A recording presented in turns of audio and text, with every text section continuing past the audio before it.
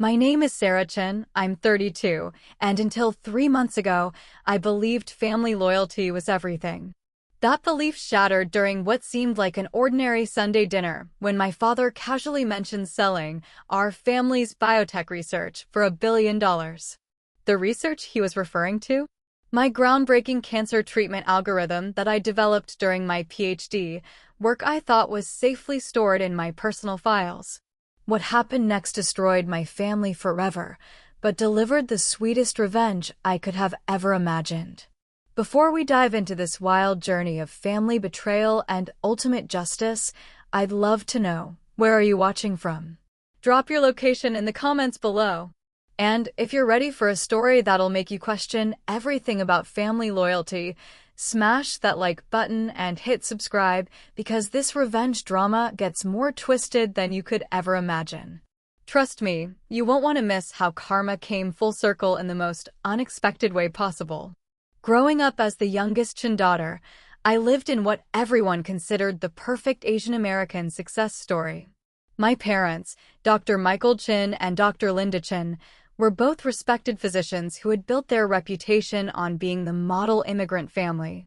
Dad was a renowned cardiologist, Mom was a pediatric surgeon, and my older brother Marcus had followed perfectly in their footsteps, becoming an orthopedic surgeon. Then there was me, the black sheep who chose computational biology and AI research instead of clinical practice. While my family publicly supported my unique path, I always sensed their disappointment. They never quite understood why I preferred algorithms to patients, why I chose research over the prestige of being a practicing doctor. The Chin family dinners were legendary in our community. Every Sunday, our Palo Alto home would fill with the aroma of Mom's famous dumplings, and the conversation would center around medical achievements, hospital politics, and community recognition.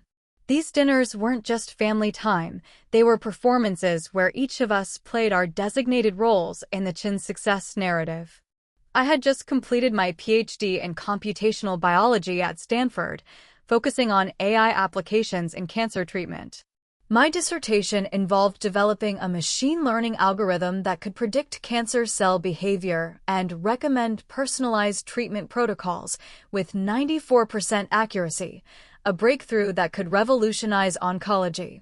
The work consumed 4 years of my life, countless sleepless nights, and represented the culmination of everything I'd learned about combining computer science with medical research.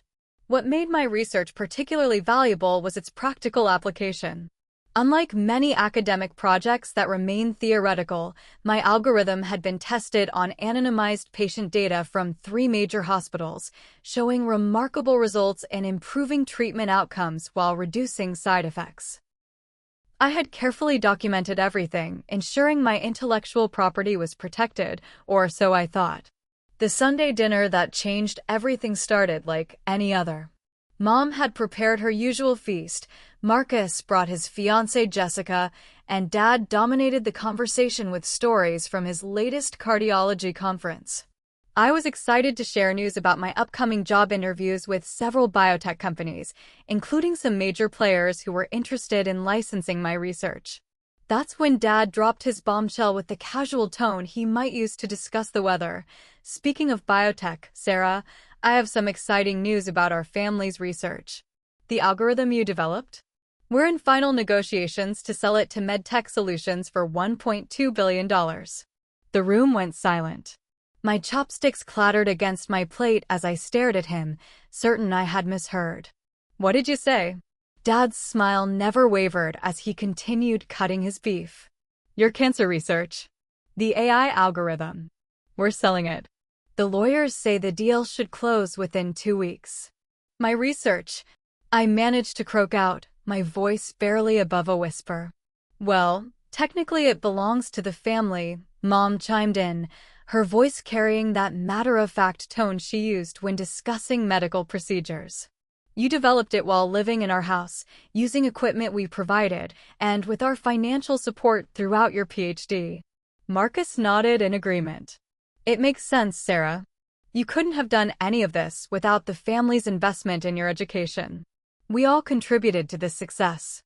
I felt like I was drowning in my own dining room. The faces of my family members, people I had trusted completely, suddenly looked foreign to me. I never agreed to this. That research is my intellectual property. I have documentation, patents in progress. Actually, you don't, Dad interrupted, pulling out a folder from beside his chair. Remember when you asked me to review your research last year? When you wanted my medical expertise to validate your clinical applications? I remembered. I had been so excited to finally get my father's approval, to show him that my chosen path had merit. He had spent weeks reviewing my work, asking detailed questions, requesting copies of my data and algorithms. I had our family lawyer review everything, he continued. Turns out, since you were financially dependent on us during your research, and since you used family resources, our home office, our computer equipment, even the medical journals we pay for, the intellectual property rights are actually quite murky. Our lawyer filed the proper papers months ago. The room spun around me. Jessica, Marcus's fiancée, looked uncomfortable and was studying her plate intently. Mom continued eating as if discussing the weather. Marcus was nodding along with Dad's explanation like it made perfect sense. But more importantly, Dad said, reaching across the table to pat my hand condescendingly, this is about family legacy. The Chin name will be associated with a medical breakthrough worth over $1 billion. Think about what this means for our family's reputation, for our standing in the medical community. This will set up the entire family for life, Mom added. Marcus can start his own practice without worrying about student loans. You'll never have to worry about research funding again. We can establish the Chin Medical Foundation, maybe endow a scholarship program. I sat there, paralyzed by betrayal so complete it felt surreal.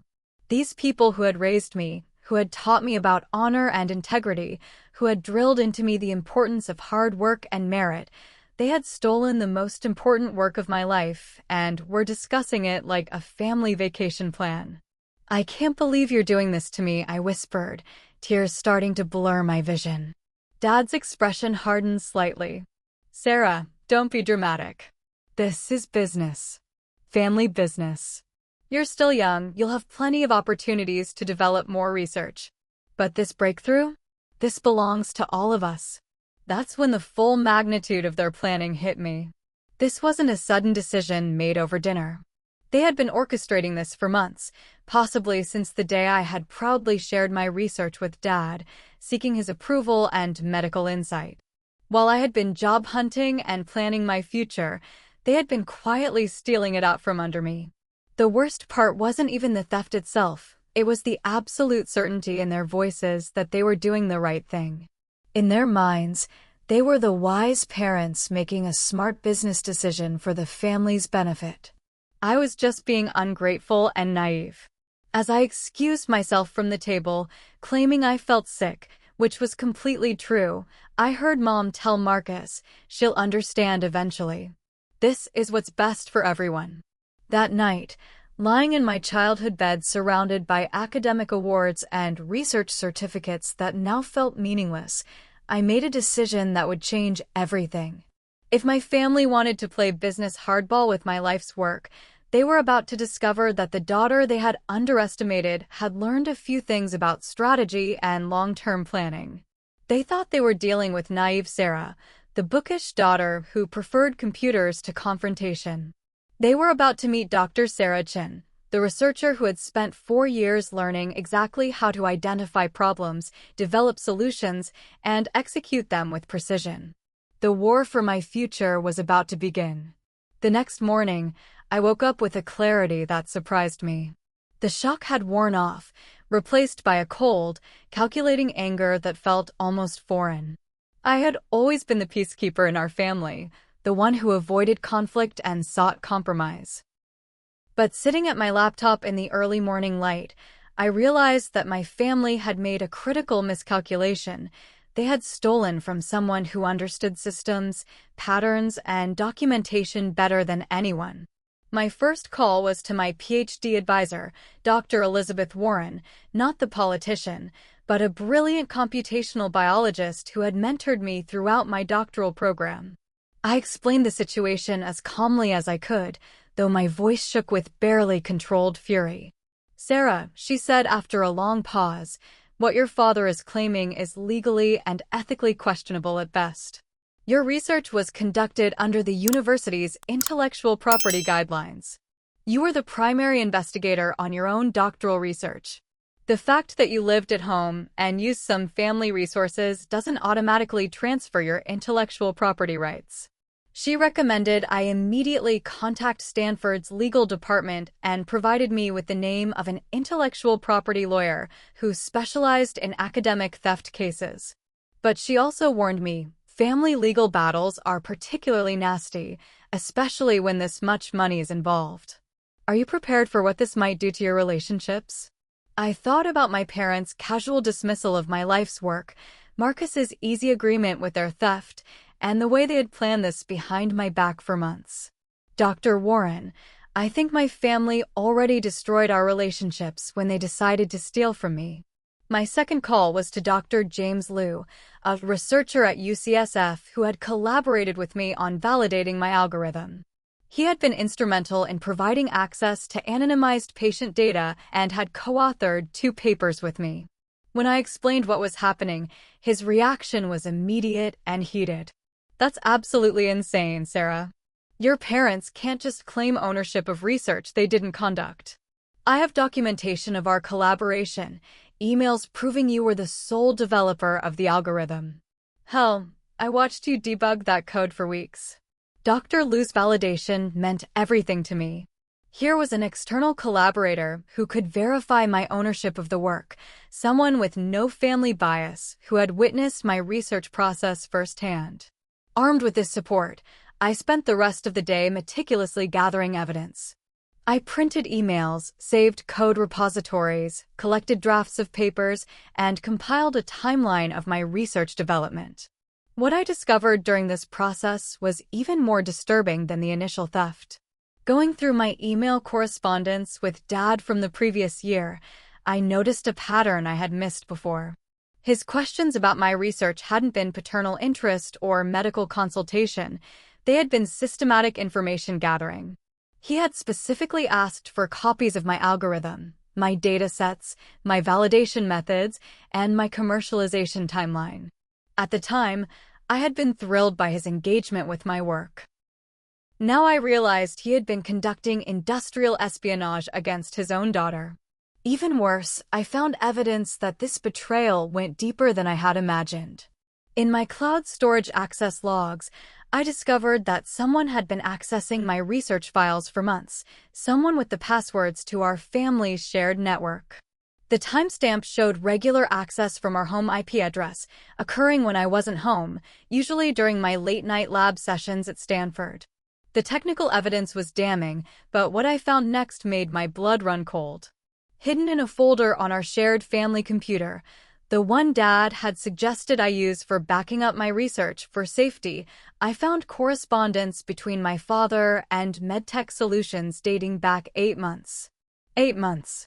They had been negotiating the sale of my research since before I had even defended my dissertation. The emails revealed the full scope of their planning. Dad had initially reached out to MedTech claiming to be representing his daughter's breakthrough research. He had pitched my algorithm using my own presentation slides, my own data, and my own projections for market impact. When MedTech expressed interest, he had gradually repositioned the conversation to suggest that the intellectual property belonged to the Chin family medical practice. Most shocking of all, I found an email exchange between Dad and Marcus discussing strategy for managing Sarah's reaction when they revealed the sale. Marcus had suggested waiting until the deal was finalized so I couldn't interfere with the negotiations. Dad had agreed, adding that they needed to frame this as a family business decision to minimize my objections. They had literally planned my emotional manipulation alongside their theft. But the smoking gun came in an email from their lawyer, apparently the same family lawyer Dad had mentioned at dinner. The legal opinion clearly stated that my intellectual property claim was strong and that the family's position was legally questionable. The lawyer had recommended securing Sarah's consent before proceeding and had warned that forced transfer of IP rights could result in significant legal complications. My family had been advised by their own lawyer that they were stealing from me, and they had decided to proceed anyway. Reading those emails felt like watching strangers discuss how to destroy my life. These weren't the parents who had raised me to value education and hard work. These weren't the family members who had taught me about integrity and fairness. These were cold, calculating people who saw their daughter's life work as nothing more than a business opportunity.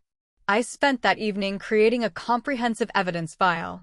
Screenshots of emails, documentation of my research process, testimony from collaborators, proof of unauthorized access to my files. Everything needed to prove that I was the sole creator of my algorithm and that my family had systematically stolen it from me. But as I organized this evidence, a different kind of plan began forming in my mind. The lawyer could help me fight for my rights, certainly. But legal battles take years, cost tremendous amounts of money, and often result in settlements that satisfy no one. My family was counting on me being too intimidated by the legal system, too conflict-averse, too financially dependent to put up a real fight. They were about to discover how wrong they were on all counts. That night, I started making phone calls. Not to lawyers, but to contacts in the biotech industry. Colleagues from Stanford, researchers I had met at conferences, professionals who had expressed interest in my work during my job search. I wasn't ready to reveal what my family had done, but I wanted to understand exactly how valuable my research really was and who else might be interested in it. The conversations were illuminating. My algorithm wasn't just valuable, it was revolutionary. Several companies had been tracking my research through my published papers, waiting for me to graduate so they could make offers. The numbers being discussed were even higher than what Dad had mentioned. MedTech's billion-dollar offer wasn't generous, it was actually conservative. More importantly, I learned something my family apparently didn't know. The biotech industry is small, gossipy, and very protective of intellectual property rights. Word was already spreading through professional networks about the Chin family's unusual approach to selling research developed by their daughter. Several people had found it strange that Dr. Michael Chin, a cardiologist with no research background, was suddenly representing breakthrough AI cancer research. The industry was watching, and my family's reputation was about to become a liability rather than an asset. As I fell asleep that night, surrounded by printed emails and legal documents, I felt something I hadn't experienced since childhood, the thrill of solving a complex problem. My family thought they were dealing with emotional, naive Sarah. They were about to meet Dr. Sarah Chin, the researcher who had learned that the most elegant solutions often come from turning a system's own logic against itself. The game was about to begin, and I was playing to win. The next few days were a masterclass in strategic planning. While my family continued their Sunday dinner routine, probably discussing how to spend their $1 billion, I was quietly building what I would later come to think of as Operation Checkmate. My first move was counterintelligence. I needed to understand exactly what my family had told MedTech and what weaknesses existed in their claim. Using my Stanford alumni network, I reached out to a friend who worked at a competing biotech firm. Through industry connections, she was able to gather intelligence about MedTech's perspective on the deal. What she discovered was fascinating. MedTech was actually somewhat concerned about the unusual family dynamics of this sale. Their due diligence team had found it strange that a cardiologist father was representing his daughter's AI research, especially when the daughter herself was notably absent from all negotiations. They had specifically asked to meet with me as the research developer, and Dad had deflected, claiming I was busy finishing my academic commitments. This revelation gave me my opening. MedTech wasn't just buying an algorithm, they were buying the expertise of the person who created it. In the biotech world, the researcher behind breakthrough technology is often as valuable as the technology itself. Companies want ongoing development, troubleshooting capabilities, and the deep understanding that comes from being the original creator. My family had been selling my algorithm, but they couldn't sell my brain. Armed with this insight, I crafted a careful email to MedTech's acquisition team. I introduced myself as Dr. Sarah Chin, the primary developer of the cancer treatment algorithm they were considering purchasing. I mentioned that I was completing my doctoral program and would soon be available for industry collaboration. I carefully avoided mentioning the family sale, instead positioning myself as someone interested in discussing the future development and application of my research. The response came within hours. MedTech's Chief Technology Officer, Dr. Amanda Rodriguez, wanted to schedule a call immediately. She had been the primary advocate for acquiring my algorithm and was thrilled to finally connect with its creator. During our video call, I learned something that changed everything. MedTech's billion-dollar valuation wasn't based solely on my algorithm's current capabilities.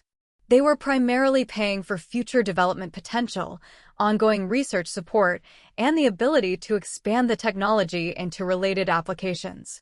They assumed they were getting me as part of the deal. Dr. Chin, Amanda explained, your algorithm is impressive, but what excites us most is the roadmap you outlined in your dissertation for expanding into other cancer types. We're looking at this as a 10-year partnership, not just a one-time purchase. I felt a cold smile spread across my face. My family was selling something they couldn't actually deliver. That's fascinating, I replied carefully. I'd love to understand more about your long-term vision for this technology. The conversation revealed the full scope of MedTech's expectations. They wanted exclusive licensing rights, ongoing development support, and my commitment to lead their new AI oncology division. They were essentially offering me a dream job heading up the commercial application of my own research, except my family was negotiating to pocket the signing bonus while leaving me with nothing. After the call, I sat in my car in the Stanford parking lot and laughed until I cried. The irony was perfect. My family's greed had put them in a position where they had promised to sell something they couldn't actually provide. But I wasn't ready to play that card yet. First, I needed to understand my legal position and explore all my options. My meeting with the intellectual property lawyer, Sarah Goldman, the universe apparently had a sense of humor, was both enlightening and infuriating. The good news: my claim to the intellectual property was strong, despite my family's attempts to muddy the waters. The bad news: proving that claim could take years and cost hundreds of thousands of dollars. The challenge, Goldman explained, isn't winning. Based on the evidence you've provided, you clearly developed this research independently as part of your doctoral program. The challenge is the time and cost required to fight a family with significant financial resources who are willing to drag this through court. She outlined several options: immediate cease and desist letters, emergency injunctions to stop the sale, or full litigation to reclaim ownership. Each option had significant drawbacks in terms of time, cost, and family relationships. But Goldman also mentioned something intriguing: if you could demonstrate that the other party, MedTech, was misled about the ownership or availability of the technology, that could create additional leverage. Companies hate being dragged into family disputes, especially when their due diligence processes are called into question. That comment sparked an idea that would become the cornerstone of my strategy. Instead of fighting my family directly, what if I could make the deal too complicated and risky for MedTech to pursue? What if I could demonstrate that purchasing stolen intellectual property would create more problems than it solved? I spent the weekend researching corporate acquisition strategies and legal precedents for intellectual property disputes. What I discovered was that biotech companies are extremely risk-averse when it comes to IP litigation.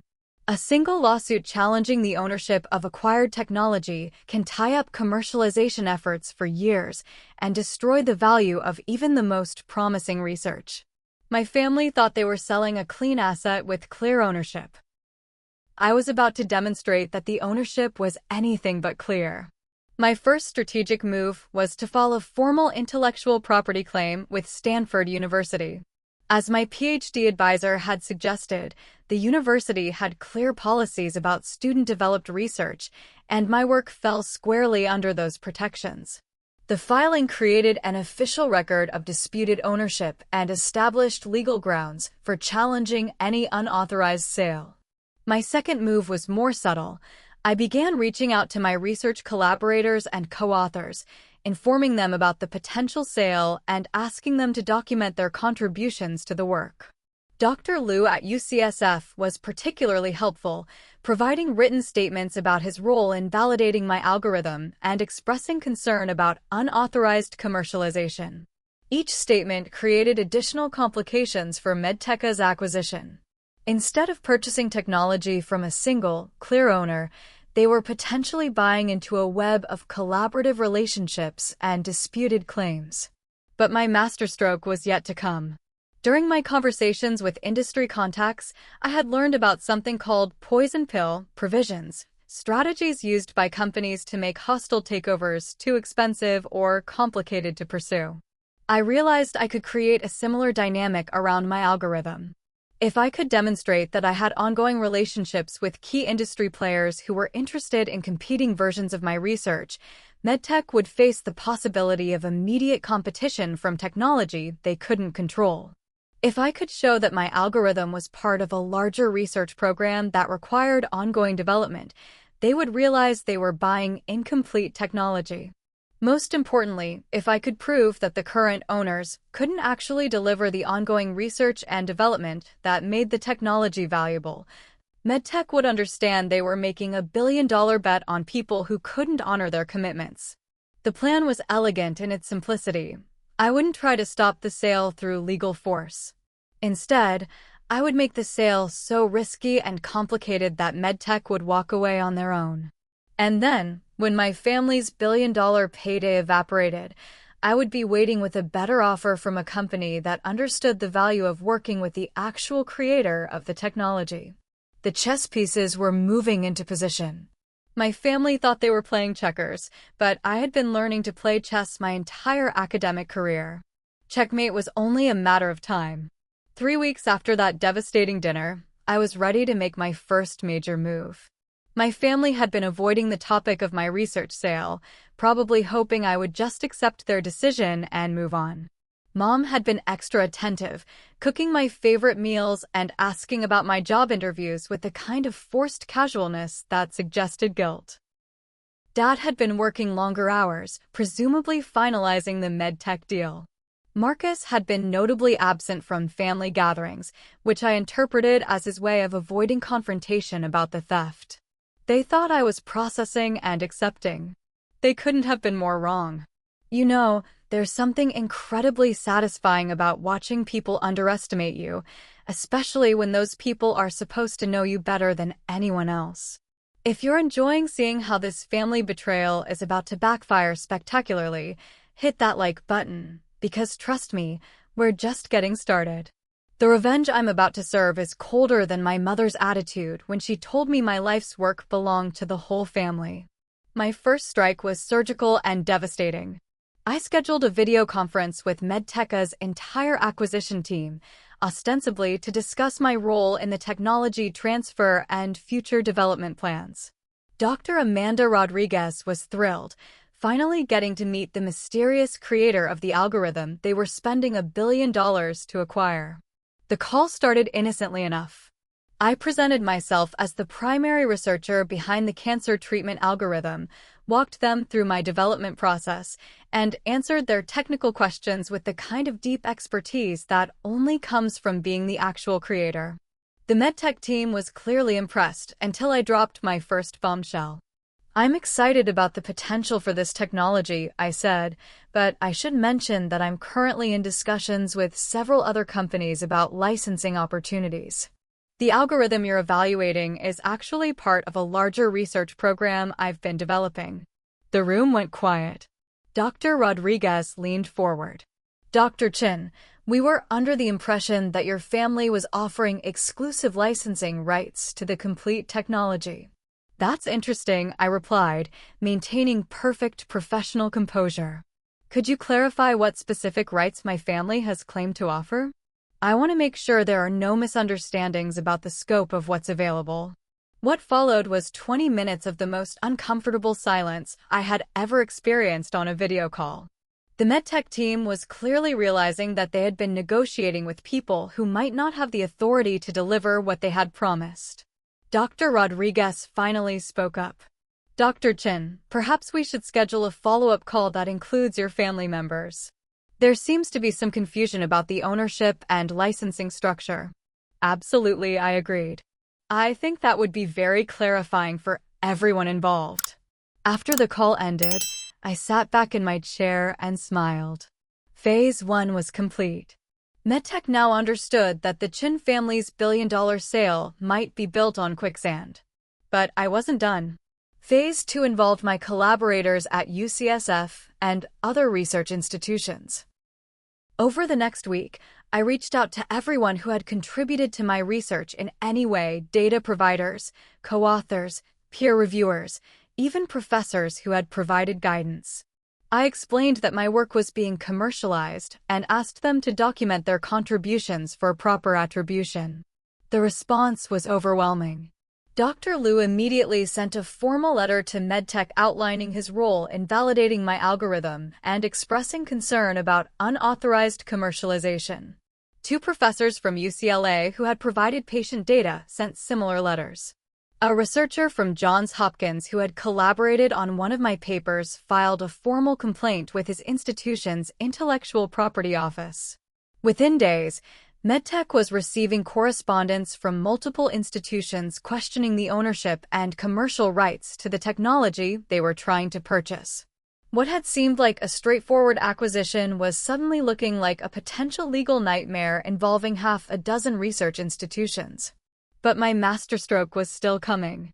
During my research into MedTech's acquisition strategy, I had learned something fascinating about their corporate structure. They were a publicly traded company with strict compliance requirements about intellectual property acquisitions. Any disputed ownership of purchased technology had to be disclosed to shareholders and could potentially trigger SEC investigations if not properly managed.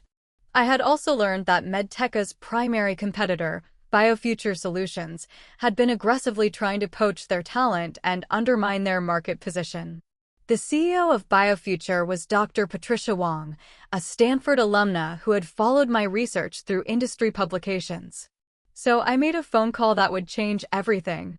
Dr. Wong, I said during our video conference, I understand BioFuture is interested in AI applications for cancer treatment. I have some technology that might be relevant to your strategic goals. Dr. Wong's eyes lit up when I described my algorithm and its capabilities. When I mentioned that it was currently being offered to MedTech, her interest became intense focus. Dr. Chin, would you be interested in exploring a partnership with BioFuture? We've been looking for exactly this kind of breakthrough technology, and we'd be very interested in working directly with you to develop and commercialize your research. The conversation that followed was everything I had hoped for and more.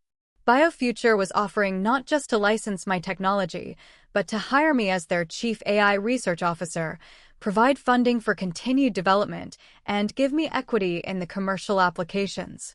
Most importantly, they were willing to fast-track the process to get ahead of any competitors. Dr. Chin, Patricia said, if you can guarantee that you have clear ownership rights to this technology, we can have an offer letter ready by the end of the week. That's wonderful, I replied.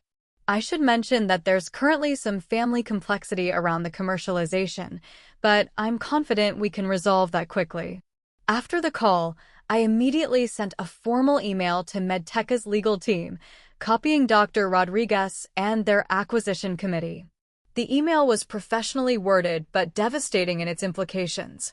Dear MedTech legal team, as the primary developer of the cancer treatment algorithm currently under consideration for acquisition, I wanted to bring to your attention some important developments regarding the commercialization of this technology.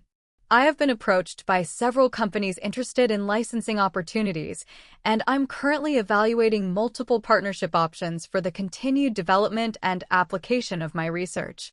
I want to ensure that any agreements made regarding this technology properly account for my ongoing role as the primary researcher and my rights as the intellectual property creator. I would appreciate clarification about what specific rights and responsibilities have been represented to MedTech regarding this technology, as I want to ensure all parties have accurate information about ownership, development capacity, and ongoing research requirements. I look forward to resolving these questions so we can move forward with appropriate partnerships. Best regards, Dr. Sarah Chin, PhD, creator and primary developer, AI cancer treatment algorithm. The email was perfectly crafted to sound collaborative while highlighting every vulnerability in my family's position. I was asserting my ownership without being confrontational, questioning their authority without making accusations, and demonstrating that I had other options without threatening them directly. The response came within hours. MedTech's general counsel requested an immediate conference call with all parties involved in the licensing negotiations. They wanted to clarify the ownership structure and ensure proper due diligence procedures. I forwarded the meeting request to my parents and Marcus with a simple note. MedTech wants to meet with all of us to discuss the algorithm licensing. I assume you'll want to be there to represent the family's interests. Dad called me 10 minutes later. His voice was tight with controlled anger. Sarah, what exactly did you tell MedTech? I told them the truth, Dad. That I developed the algorithm and that I'm the person they'd need to work with for ongoing development. Why? Is there a problem? The silence stretched for nearly 30 seconds. Finally, he said, we need to talk as a family before this meeting. Absolutely, I agreed. I think it's time we all got on the same page about this technology and who actually owns what. As I hung up the phone, I felt a satisfaction deeper than anything I had experienced in my academic career. My family thought they could steal my life's work and expect me to quietly accept it. They were about to discover that the daughter they had underestimated had learned a few things about power, strategy, and playing to win. The meeting with MedTech was scheduled for the following Friday. I had 5 days to prepare for the confrontation that would determine whether my family's betrayal would stand or whether justice would finally be served. The chess game was entering its final phase, and I was playing with the confidence of someone who had already seen checkmate. The emergency family meeting was scheduled for Thursday evening, one day before the MedTech conference call. Mom had cooked an elaborate dinner, her guilt response to stressful situations, but the tension in our dining room was thick enough to cut with a knife. Marcus and Jessica were both there, which told me this was being treated as a full family crisis management session. Dad sat at the head of the table with a folder of documents, his lawyer face fully engaged. Mom kept herself busy serving food, avoiding eye contact with everyone. Marcus looked like he'd rather be anywhere else on Earth, and Jessica was studying her phone like it contained the secrets of the universe. Sarah, Dad began, his voice carrying the authoritative tone he used with difficult patience. We need to discuss what you said to MedTech. Your interference with our negotiations could cost this family a tremendous opportunity. I took a bite of Mom's dumplings and smiled. Interference? Dad, I simply introduced myself to the people who are supposedly buying my research. I thought they should know who actually created the technology they're spending $1 billion on. The technology belongs to this family, Mom said sharply, finally looking up from her serving duties. You developed it while living in our house, using our resources, with our support. Actually, Mom, that's not how intellectual property law works.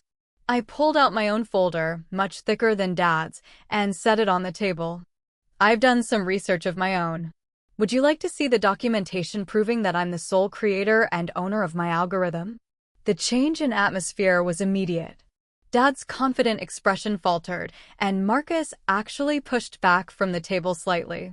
What kind of documentation? Dad asked, his lawyer instincts clearly sensing danger. I opened my folder with deliberate slowness, enjoying the moment. Well, there's my correspondence with Stanford's Intellectual Property Office, confirming that my research falls under university guidelines protecting student-developed technology.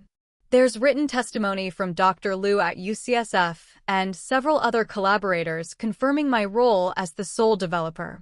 There's the technical documentation proving I wrote every line of code myself. I paused to take another bite, letting the tension build. And then there are these interesting emails I found on our family computer. I pulled out printed copies of the correspondence between Dad and MedTech, watching his face strain of color as he recognized his own words. This email, for instance, where you tell MedTech that you're representing your daughter's breakthrough research, but then gradually start referring to it as family technology. This one where you and Marcus discuss strategy for managing my reaction to the sale. And this particularly fascinating exchange with your lawyer, where he explicitly warns you that my intellectual property claim is strong and that proceeding without my consent could create significant legal complications. The silence in the room was deafening. Jessica was now staring openly at Marcus, clearly seeing her future in-laws in a new light. Mom had stopped pretending to eat and was gripping her chopsticks like weapons. Dad recovered first, falling back on bluster. Sarah, you're being emotional and unreasonable. This is about family unity, about building something bigger than individual achievement. No, Dad, I replied, my voice staying calm and professional. This is about theft. You systematically gathered my research under the pretense of paternal interest, then filed legal paperwork to claim ownership without my knowledge or consent. You've been negotiating the sale of my life's work for 8 months, planning how to manipulate my emotional response when I found out. I turned to Marcus. And you've been complicit in this from the beginning, discussing strategy for how to minimize my objections and frame this theft as a family business decision. Marcus had the decency to look ashamed, but he still tried to defend the indefensible. Sarah, we're not trying to hurt you. We genuinely believe this is what's best for the family. The money from this sale could set up everyone for life. Whose life, Marcus? Because from where I'm sitting, it looks like you're setting up your lives with the profits from stealing mine. Jessica finally spoke up, her voice quiet but cutting. Marcus, you never told me Sarah didn't agree to this. You said it was a family decision that everyone supported. The crack in their united front was exactly what I had been waiting for. Jessica, would you like to know what else they didn't tell you? MedTech isn't just buying an algorithm. They're expecting to hire me to lead their AI oncology division. They're paying $1 billion because they think they're getting ongoing research and development from the person who created the technology. I looked directly at Dad. You've been selling something you can't deliver. They think they're buying my brain along with my algorithm, but since you're stealing my work and cutting me out of the profits, why exactly would I agree to work for them? The full implications of this revelation hit the room like a physical force. Dad's face went from pale to red as he realized the fatal flaw in their plan. You'll work with them because it's a tremendous career opportunity, Mom said desperately. Leading a major corporate research division, having unlimited funding for your work. While you pocket the $1 billion signing bonus? I interrupted. While you get rich off my research and I get a salary to continue developing technology that makes you wealthier. Do you hear how insane that sounds? Dad tried to regain control of the narrative. Sarah, you're young and idealistic. You don't understand how business works, how family wealth creates opportunities for everyone. This isn't about individual ownership, it's about legacy. You want to talk about legacy? I stood up, walking around the table to face him directly. Let me tell you about the legacy you're about to create. Tomorrow, when we have that conference call with MedTech, they're going to ask some very specific questions about ownership, development capacity, and ongoing research support. Questions that you can't answer because you stole technology from someone who has no intention of helping you profit from that theft. The room went silent again, but this time the quality of the silence was different. They were beginning to understand that I wasn't just upset, I was strategically several steps ahead of them. What are you saying, Sarah? Mom asked, her voice barely above a whisper. I'm saying that MedTech is about to discover that the $1 billion deal they've been negotiating is built on fraud. They're going to learn that the people selling them breakthrough AI technology have no ability to support, develop, or enhance that technology. They're going to realize they've been misled about ownership, capabilities, and long-term value. I walked back to my chair and sat down, maintaining eye contact with each of them. And when that billion-dollar deal falls apart because they can't trust anything you've told them, I'll be ready with a better offer from a company that understands the value of working with the actual creator of the technology. Dad's lawyer mask finally slipped completely, revealing the desperate man underneath. You can't do this to your family, Sarah. We raised you, supported you, invested in your education. And I'm grateful for all of that, I replied. But gratitude doesn't give you the right to steal from me. Love doesn't justify betrayal. Family doesn't mean I have to sacrifice my future for your greed. Marcus leaned forward, trying one last appeal to family loyalty. Sarah, please. Think about what you're doing. If you destroy this deal, you're not just hurting Mom and Dad, you're hurting Jessica and me, our future kids, everyone who could benefit from this windfall. No, Marcus, I said, my voice carrying a finality that surprised even me. You've all already made your choice. You chose to steal from me rather than include me. You chose deception over honesty, manipulation over respect. You chose to treat me like a resource to be exploited rather than a daughter to be valued. I gathered my documents and stood up again. Tomorrow's meeting is going to be very interesting. MedTech is going to ask direct questions about ownership, development capacity, and long-term research support. I'm going to answer those questions honestly. If you want to maintain your billion-dollar fantasy, you'd better hope you can provide better answers than I can. As I walked toward the door, Dad made one final desperate attempt. Sarah, if you go through with this, there's no coming back. You'll be destroying our family. I paused at the doorway and turned back to face them one last time. Dad, you destroyed our family the moment you decided to steal my life's work. Tomorrow, I'm just making sure everyone else knows what you did. The drive home was surreal. I felt simultaneously lighter and heavier than I had in weeks. Lighter because I had finally confronted their betrayal directly, heavier because I now fully understood that there would be no reconciliation, no family healing, no way back to the relationships I had once treasured. But as I reviewed my strategy for tomorrow's meeting, I also felt something else, the deep satisfaction of knowing that justice was about to be served. My family thought they could steal from me because I was young, naive, and conflict-averse. They were about to discover that they had underestimated the one person who understood their target better than they understood themselves. The final confrontation was less than 18 hours away, and I was ready to win. Friday morning arrived with a kind of crisp clarity that felt symbolic. I dressed carefully for the MedTech video conference, professional, confident, but not aggressive. I wanted to look like exactly what I was, a brilliant researcher who had been betrayed by her family, but was now taking control of her own destiny. The call was scheduled for 10 a.m. At 9:45, I received a text from Dad.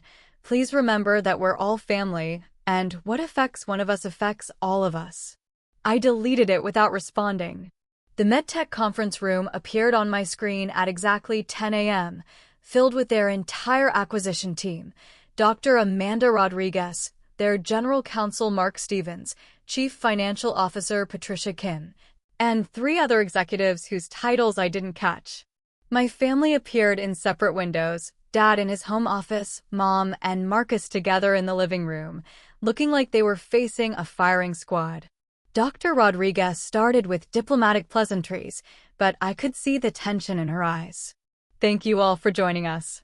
We wanted to have this conversation to clarify the ownership and development structure for the AI cancer algorithm we've been discussing. Absolutely, Dad jumped in, his lawyer voice fully engaged. We're excited to finalize this partnership and move forward with commercializing Sarah's research. Mark Stevens, MedTech's lawyer, consulted his notes. Dr. Michael Chin, in our previous discussions, you've represented that you have authority to license this technology on behalf of your family. Can you clarify the specific legal basis for that authority? The question hung in the air like a sword. Dad glanced at me through the video screen, clearly hoping I would support his claim. Well, Dad began, as Sarah's father and the head of our family medical practice, I've been managing the business aspects of her research development. We've treated this as a family asset developed with family resources. I see, Stevens replied. Dr. Sarachin, do you agree with that characterization? This was the moment I had been preparing for. I looked directly into the camera, my voice clear and professional. No, I don't agree with that characterization at all. I am the sole creator and developer of the cancer treatment algorithm in question. I developed it as part of my doctoral research at Stanford University under university intellectual property guidelines that clearly establish my ownership. My family has no legal claim to my research. The MedTech team exchanged glances. Dr. Rodriguez leaned forward. Dr. Sarachin, are you saying that your family doesn't have the authority to license your technology? That's exactly what I'm saying. Furthermore, I should inform you that I'm currently in discussions with another company about licensing this technology. Any agreement made without my explicit consent would not be legally binding. Dad's face on the screen went from red to purple. Sarah, you can't. Actually, she can, Mark Stevens interrupted, his lawyer instincts clearly alarmed.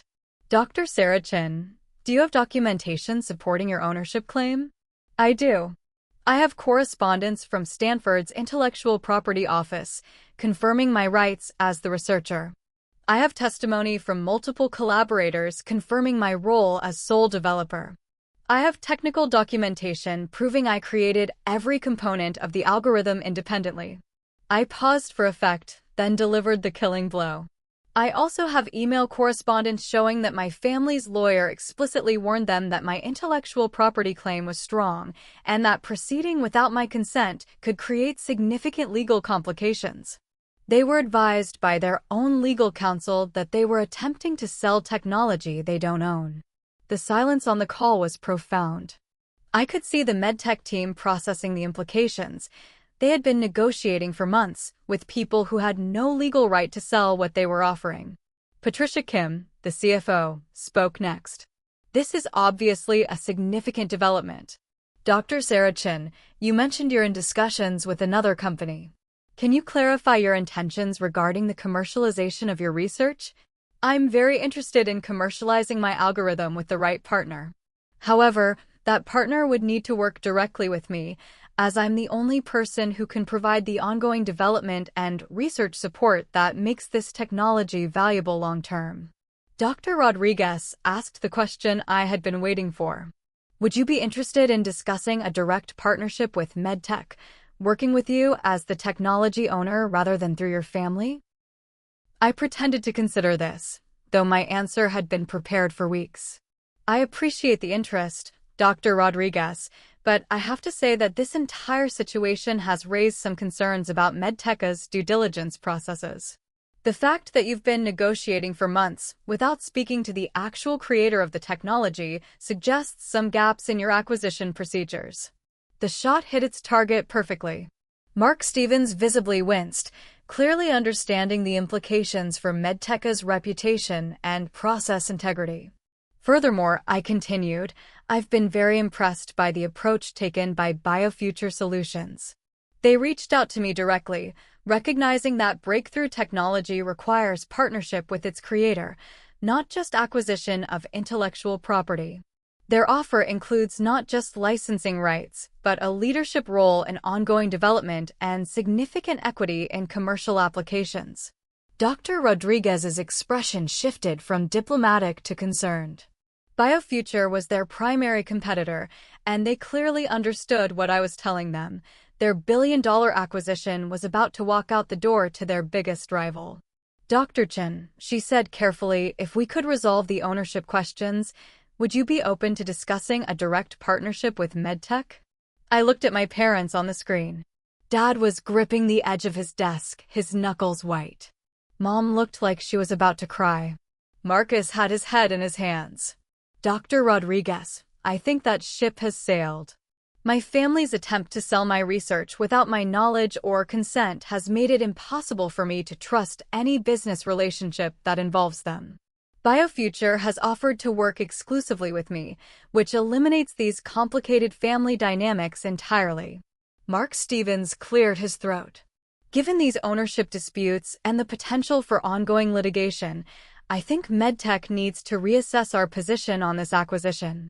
I understand completely, I replied.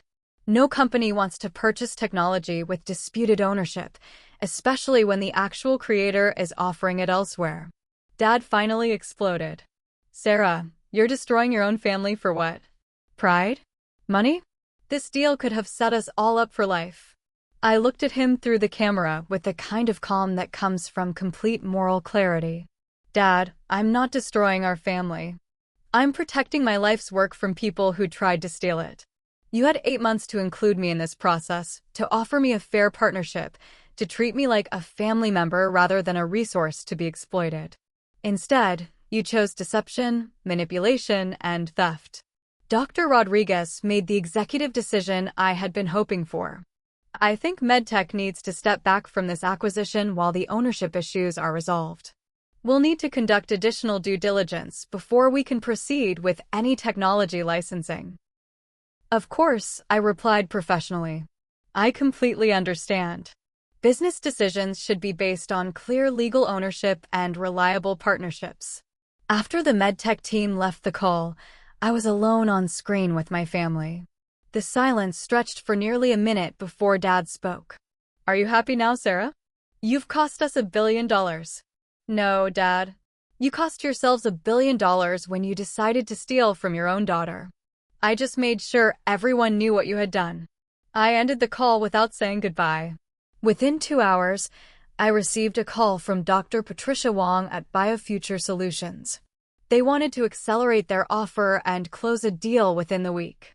The terms were even better than what MedTech had been offering my family: a $50 million signing bonus, a leadership position heading their new AI research division, ongoing royalties, and significant equity stakes in any commercial applications of my technology.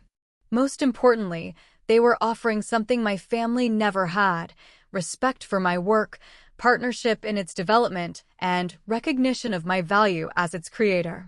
The revenge was complete, but it didn't feel like revenge. It felt like justice.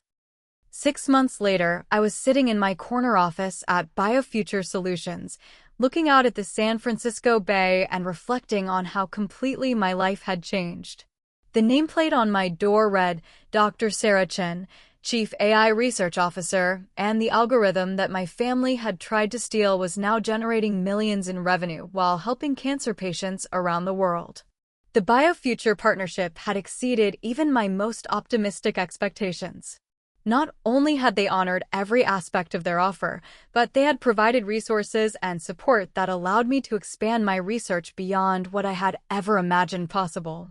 We were now developing AI applications for 3 different cancer types, had partnerships with major hospitals across the country, and were seeing patient outcomes that validated every hour I had spent developing the original algorithm.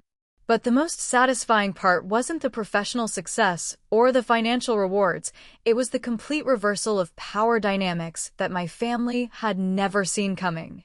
2 weeks after the MedTech deal collapsed, Dad had called me. His voice was different, smaller, lacking the authoritative tone I had known my entire life. Sarah, he had said, we need to talk. Maybe we can work something out, some kind of family partnership on your research. The audacity was breathtaking. After months of theft, manipulation, and betrayal, he wanted to negotiate a partnership now that I held all the cards. Dad, I had replied, you had your chance to include me as a partner. You chose to treat me as a resource to be exploited instead. That choice has consequences. Marcus had tried a different approach, calling to tell me that their lawyer had advised them they had no legal grounds to challenge my ownership of the research. He suggested we put the family back together and find a way to share the success. I had listened to his entire speech before responding with a single question. Marcus, do you remember what you said about me needing to understand that this was best for everyone? Do you remember discussing strategies for managing my emotional reaction to having my life's work stolen? The silence had been long and uncomfortable. I understand now, I continued, that what's best for everyone is for people who steal from their family members to face the consequences of those choices. Mom had been the most persistent, calling weekly for months to ask when I was coming home and whether we could work through this as a family. Her calls always included updates about their financial struggles, the legal fees, the lost investment opportunities, the way their friends in the medical community were talking about the failed MedTech deal. During our last conversation, she had finally asked the question I had been waiting for. "Sarah, don't you feel bad about what this has done to the family?" "Mom," I had replied, "I feel bad that I ever trusted you enough to share my research with Dad. I feel bad that it took me 28 years to learn that my family would steal from me if they thought they could get away with it. But do I feel bad about protecting my life's work from thieves? Not even a little bit." The most unexpected development had been Jessica's decision to break up with Marcus. Apparently, watching her future in-laws attempt to steal from their daughter had given her serious concerns about their character and values. She had called me directly to apologize for being present during the theft planning and to congratulate me on the BioFuture partnership. "I had no idea they were doing this without your consent," she had said. Marcus made it sound like a family business decision that everyone supported. When I realized what was actually happening, I couldn't imagine building a future with someone who thought that behavior was acceptable. But the sweetest moment of vindication had come just last month, when I received an email from Dr. Amanda Rodriguez at MedTech. BioFuture's success with my algorithm had made headlines in the biotech industry, and MedTech was kicking themselves for not conducting better due diligence on their original acquisition attempt. Dr. Chin, her email read, "I wanted to reach out and congratulate you on the incredible success of your cancer treatment algorithm. The patient outcomes you're achieving at BioFuture are exactly what we had hoped to accomplish through our partnership. If you're ever interested in exploring opportunities with MedTech in the future, we would love to discuss working directly with you as the technology creator and owner." I had forwarded the email to my entire family without comment. No response was necessary. The message was clear enough. The algorithm that they had tried to sell for $1 billion was now worth significantly more, and all of that value belonged to me and the company that had respected my ownership from the beginning. Today, as I prepared to present our latest research results to the board of directors, I reflected on the lessons learned from my family's betrayal.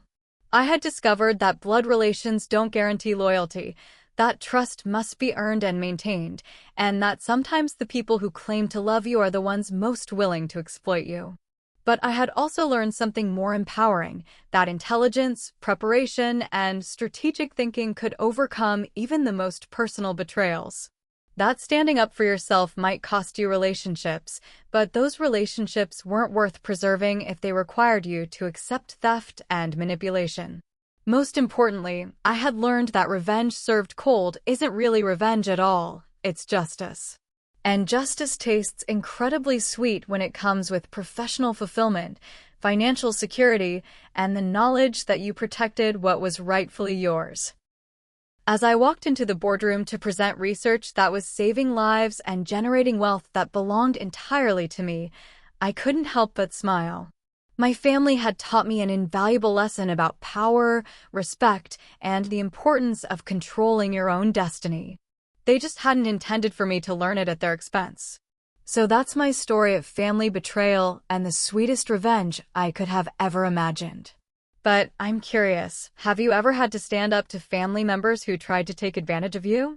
Have you experienced that moment when you realize that blood relations don't automatically mean loyalty or respect? Drop your thoughts in the comments below. I read every single one and love hearing your stories of standing up for yourselves. And if this story of family karma coming full circle resonated with you, please hit that like button and subscribe for more real-life stories about justice, revenge, and the moments when we finally learn to value ourselves enough to fight for what's ours. Share this video with anyone who needs to hear that it's okay to protect yourself from people who would exploit your trust, even when those people are family. Thank you so much for taking this journey with me. The algorithm that my family tried to steal is now helping cancer patients live longer, healthier lives, and that outcome means more to me than any amount of money ever could. Sometimes the best revenge is simply living well and using your gifts to make the world better. Until next time, remember, Your worth isn't determined by whether your family recognizes it, and your success doesn't require their permission. Take care, everyone.